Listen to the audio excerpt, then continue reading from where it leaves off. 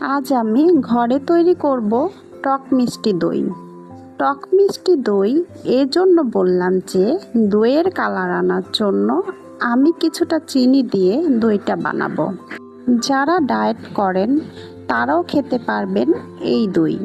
Half litre দুধ দিয়ে আজ আমি দইটা বানাবো। পাত্রে দুধ দিয়ে অনবরত নেড়ে চেড়ে কিছুটা চিনি অন্য একটি পাত্রে ক্যারামেল তৈরি করে নিব। ঘন করিয়ে রাখা দুধ ঢেলে দিব। এবার এতে দইয়ের বীজ মিশিয়ে নিব।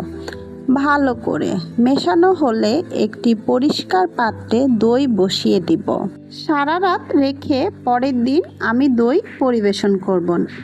মাশাআল্লাহ, আমার দই ভীষণ সুন্দর হয়েছে, খেতেও অসাধারণ হয়েছে। ভিডিওটি ভালো লাগলে লাইক সাবস্ক্রাইব করে পাশেই থাকবেন।